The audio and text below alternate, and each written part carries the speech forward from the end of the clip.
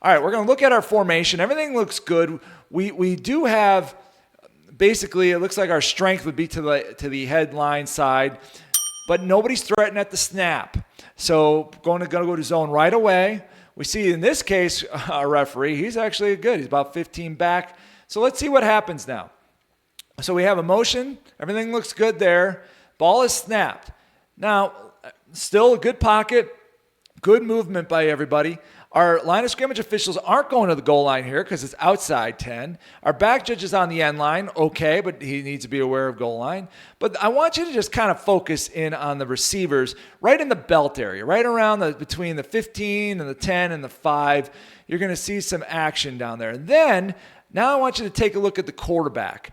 All right, move over to the quarterback. Well, first, look at the action at the 15 right in front of the umpire. I want you to take note of that. And then now I want you to watch the quarterback. And now we've got a play. Looks like it's a reception right at the line to gain. And so now we got a kill and a wind. All right, so there's a couple different things going on this play to walk through. All right, so the first thing is that we got number 21 there to the right. Whose key is that? You know, we say keys, but really we want to talk about initial responsibility at the snap. Because if we say key, that means I have to watch somebody run through space. No, I want to zone. I want to officiate the play. I don't want to necessarily just go with a body. All right? So, but in this regard, who's got number 21 coming across? Well, I've got a crossing pattern with two receivers coming out. And I think the back judge is going to look at this one. The umpire is not, because he's watching line of scrimmage action, blocking action.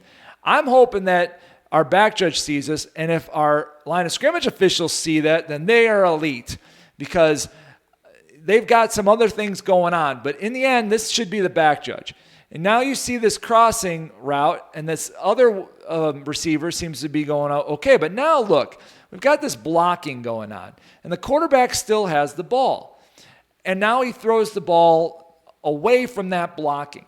So here's where you have to ask yourself, before we get to the roughing the passer aspect of it.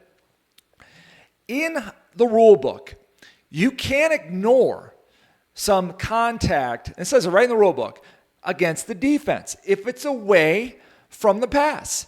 It says that. It doesn't say that for the offense, though. But some of you may be like, that contact really didn't have an effect on the play. And I would ask, are you sure? Because look at the block. He's blocking him, and the ball gets thrown in that general direction. Now, is it a little further out? Yeah, but that potentially could have kept the defender from getting out there. Now, if this contact from a philosophy side, in my opinion, happened on the other hash, maybe I could turn a little blind eye to it.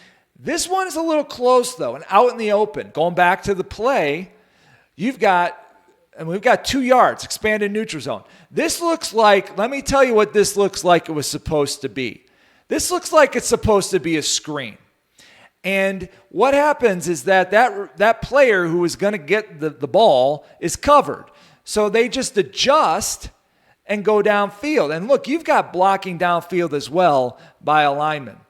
So there has to be OPI on this, one way or the other.